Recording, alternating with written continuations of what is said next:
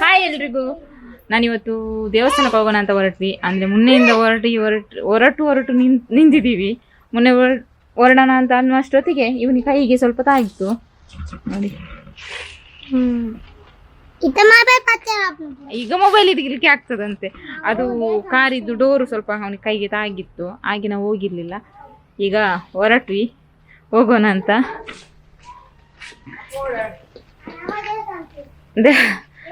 Uncle ಕೇಳ್ತಾ ಇದ್ದಾರೆ ನೀವು ಎಲ್ಲಿಗೆ ಅಂತ. ದೇವಸ್ಥಾನ ಓ ಆಯದಾದ ಮೇಲೆ ಉಂಟು ಬೊಕ್ಕ. ನಮ್ಮನೆಯವರು ಈಗ ನಾನು ಅವಾಗಲೇ ಹೇಳಿದೆ ಕಾರ್ ತೆಗೀರಿ ಅಂತ, ಕಾರಿದ್ದು ಕವರ್ ಈಗ ತೆಗಿತಾ ಇದ್ದಾರೆ. ನಾವು ಬಂದು ನಿಂತ ಮೇಲೆ ಅವೊಂದು ಕಿರಿಕಿರಿ ನೋಡಿ.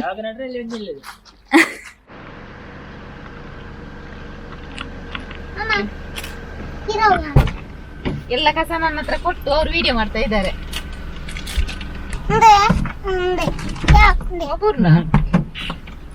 ಡೋರ್ ಪಾಡ್ಲ ಗೊತ್ತಾಗ್ಯಾ? ಡೋರ್ ಪಾಡ್ರೆ ಗೊತ್ತಾಗ್ಕೊಂಡು ಜೋರ್ ಪಾಂಡ ನೆರ್ಪೇರು. ನಾವೀಗ ಮಾನೂರು ದೇವಸ್ಥಾನಕ್ಕೆ ಹೋಗ್ತಾ ಇರೋದು. ಇದು ನೀರ್ಮಾರ್ಗ ಜಂಕ್ಷನ್.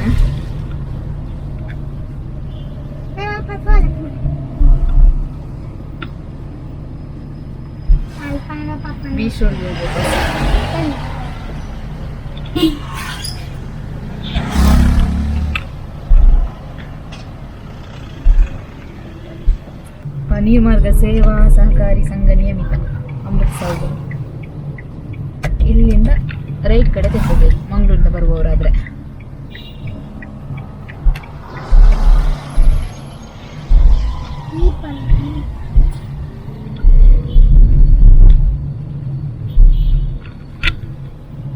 ಮೊನ್ನೆ ಹೋಗ್ಬೇಕು ಅಂತ ಎನಿಸಿದ್ವಿ, ದೀಪಾರಾಧನೆ ಇತ್ತು, ಅವತ್ತು ಹೋಗ್ಲಿಕ್ಕೆ ಆಗಿಲ್ಲ.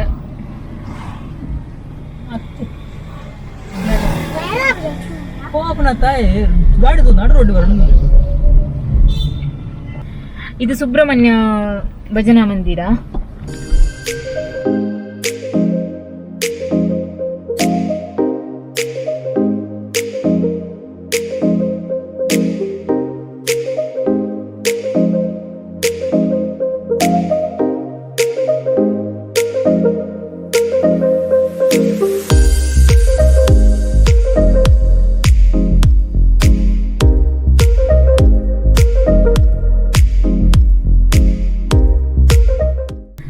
ವ್ಯೂಸ್ ಮಾತ್ರ ಸೂಪರ್ ಆಗಿ ಕಾಣ್ತದೆ. ಅಲ್ಲೊಂದು ರೋಡ್ ನೋಡಬಹುದು, ಎಷ್ಟು ಹೈಟ್ ಉಂಟು.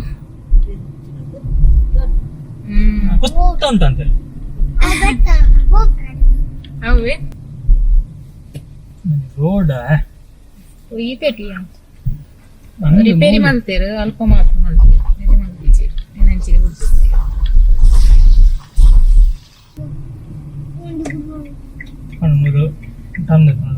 ಇಲ್ಲಿಂದ ಈಗ ನಾವು ಕೆಳಗೆ ಲೆಫ್ಟ್ ಸೈಡ್ ಅಲ್ಲಿ ಬೋರ್ಡ್ ಹಾಕಿದ್ದಾರೆ, ಶ್ರೀ ಅನಂತಪದ್ಮನಾಭ ಸುಬ್ರಹ್ಮಣ್ಯ ದೇವಸ್ಥಾನ ಅಂತ.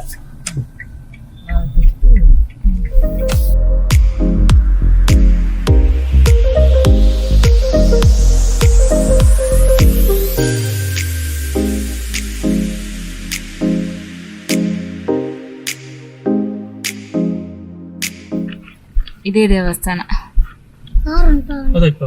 ಸಂದೇಶ ಬೋರ್ಡ್ ಬರ್ತೀವಿ ನೋಡಿ. ನಮ್ಮ ಇವ್ರನವರೇ ಸಂದೇಶ್ ನೀರ್ಮಾರ್ಗ.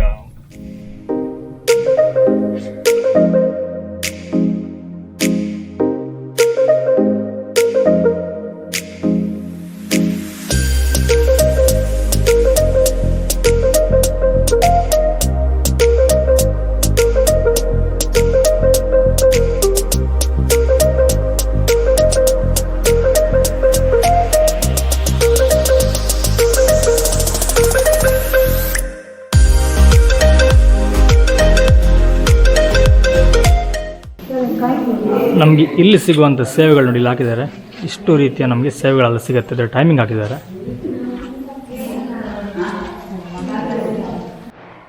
ಓಕೆ, ನಾವೀಗ ದೇವಸ್ಥಾನ ಬಂದು ಕೂತಿದ್ದೀವಿ. ತುಂಬ ಪ್ರಶಾಂತವಾಗಿತ್ತು. ಬಟ್ ಇಲ್ಲಿ ಸ್ವಲ್ಪ ಲೆಕ್ಕಾಚಾರ ಆಗ್ತಿರೋದ್ರಿಂದ ಸ್ವಲ್ಪ ಎಲ್ಲ ಮಾತಾಡ್ತಿದ್ದಾರೆ. ತುಂಬ ಚೆನ್ನಾಗಿದೆ ದೇವಸ್ಥಾನ. ಭಟ್ರು ಈಗಷ್ಟೇ ಹೋಗಿದ್ರು ಫಂಕ್ಷನ್. ಇವತ್ತು ತುಂಬ ಫಂಕ್ಷನ್ ಇತ್ತು, ಅದು ಹೋಗಿದ್ದಾರೆ, ಯಾರಿಲ್ಲ. ಅವರೊಂದು ಸ್ವಲ್ಪ ಲೆಕ್ಕ ಮಾಡ್ತಿದ್ದಾರೆ. ಆ್ಯಕ್ಚುಲಿ ಇಲ್ಲಿ ಮೊನ್ನೆ ಒಂದು ಫಂಕ್ಷನ್ ಇತ್ತು ಅನಿಸುತ್ತೆ, ದೀಪಾರಾಧನೆ ಇತ್ತು. ಹಾಗಾಗಿ ಅದ್ರ ಬಗ್ಗೆ ಅಲ್ಲಿ ಡಿಸ್ಕಸ್ ಎಲ್ಲ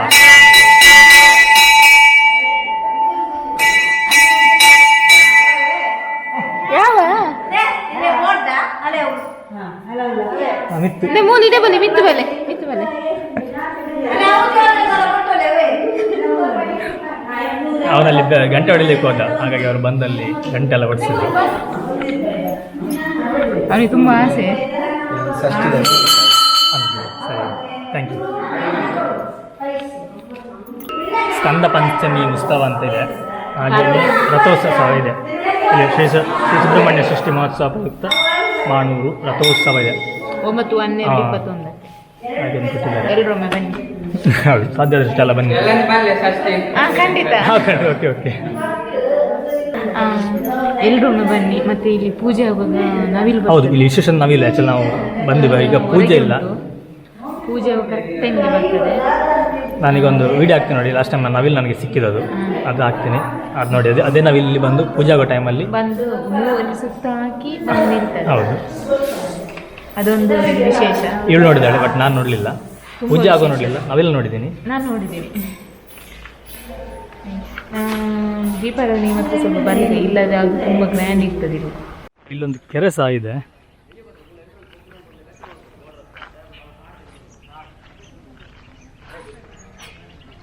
ನಾವು ಕೆರೆ ಹತ್ತಿರ ಹೋಗಿ ನೋಡುವ ಅಷ್ಟಿಗೆ. ಹಾಗೆ ಇಲ್ಲೊಂದು ನಾಗನ ಬನ ಇದೆ. ಏನಿಲ್ಲ ನೋಡ್ತಿದ್ರು, ಇದು ನಾಗನ ಬನ. ಹಾಗೆ ಒಂದು ನಾಗನ ಕೈ ಮುಗ್ದು ಹಾಗೆಯೇ ಆ ಕಡೆ ಹೋಗಿ ಕೆರೆಗೆ ಸಹ ಹೋಗಿ ಬರುವ. ನೋಡಿ, ಕೆರೆ ತುಂಬ ಚೆನ್ನಾಗಿದೆ.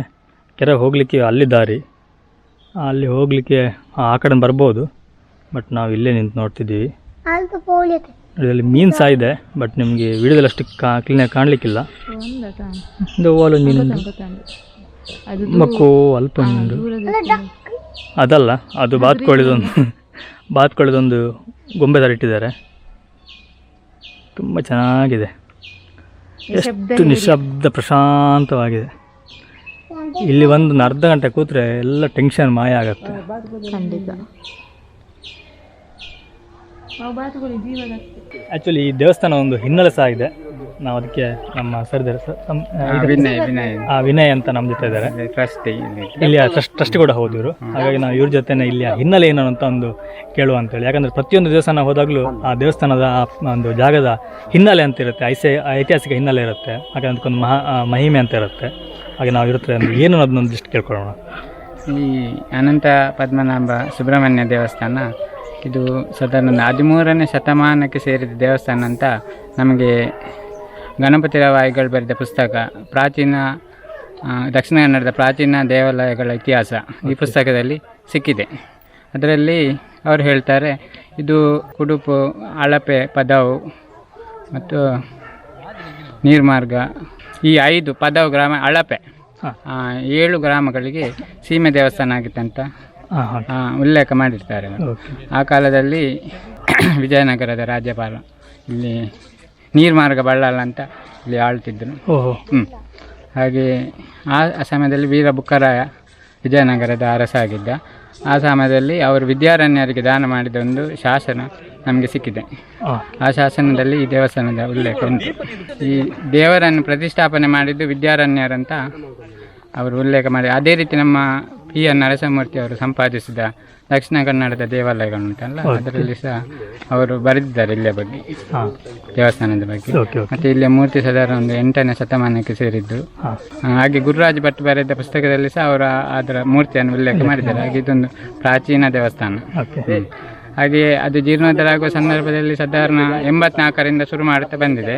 ಆದರೂ ಸಹ 2009ರಲ್ಲಿ ಜೀರ್ಣೋದ್ಧಾರ ಆಗಿದೆ. 2009ರಲ್ಲಿ ಅಂದರೆ ಇದಕ್ಕೆ ಒಂದು ವಿಶಿಷ್ಟತೆ ಅಂದರೆ ಇದು ಕರಸೇವೆಯಲ್ಲಿ ಆದ ದೇವಸ್ಥಾನ.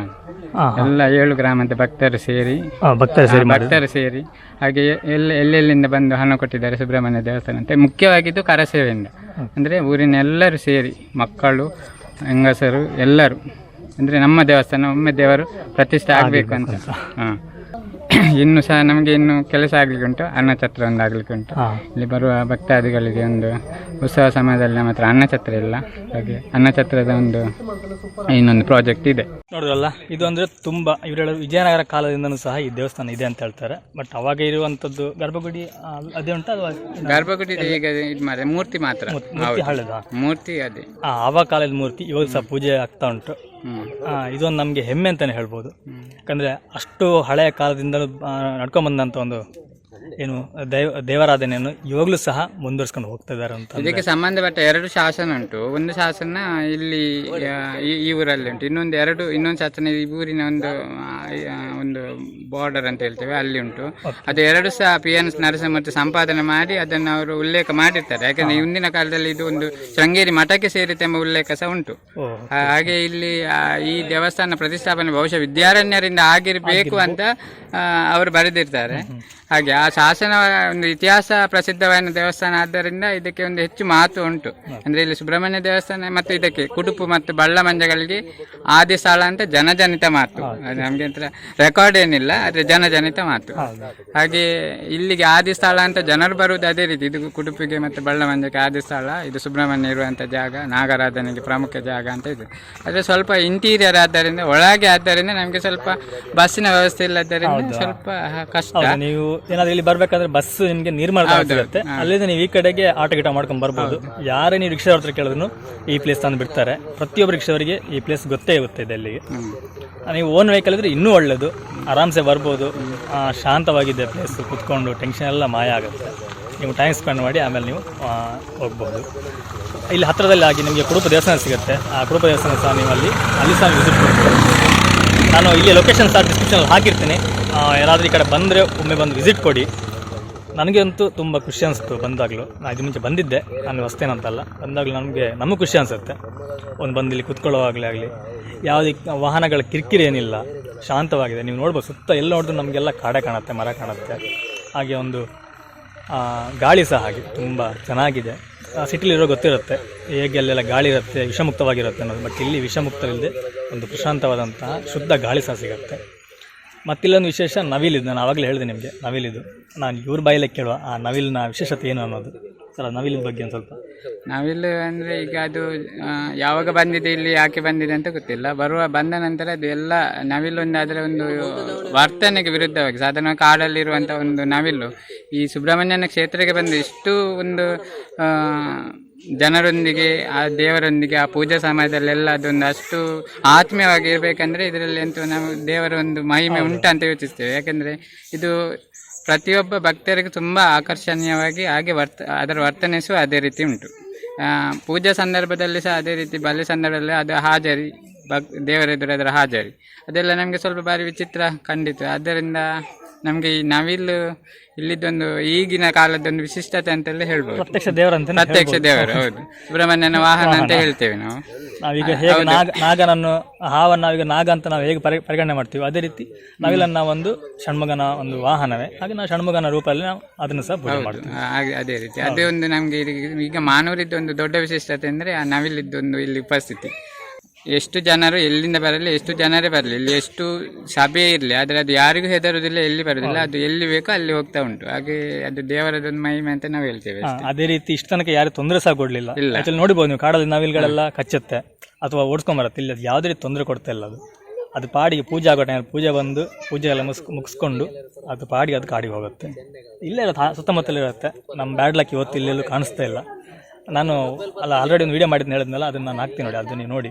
ಅದರಲ್ಲಿ ಆ ನವಿಲಿದೆ, ಯಾವಾಗಲೂ ಇರ್ತದೆ, ಆದರೆ ಇವತ್ತು ಮಾತ್ರ ಅದಿಲ್ಲ. ಅಲ್ಲಿ ಕೆಳಗೆ ಇಲ್ಲಿ ಉಂಟು, ಆಚೆ ಸೈಡಲ್ಲಿ ಉಂಟು ಬರುವಾಗ. ಹಾಗೆ ನಾನು ಇವತ್ತು ಬರಬೇಡ, ನನಗೆ ಉಪದ್ರ ಕೊಡಬೇಡ ಅಂತ ಹೇಳಿ ಬಂದದ್ದು. ಅಲ್ಲ, ನೀವು ಬರ್ತಾನೆ ಅಂತ ಗೊತ್ತಿಲ್ಲ ನನಗೆ, ನಾವು ಬರುವಾಗ. ಇಲ್ಲದ್ರೆ ನಮ್ಮನೇಲಿ ಕುಳಿತೊಳಿಸಿಗೆ ಬಿಡುದಿಲ್ಲ, ಹತ್ತಿರ ಬಂದೆ ನಿಲ್ಲುವುದು. ಹಾಗೆ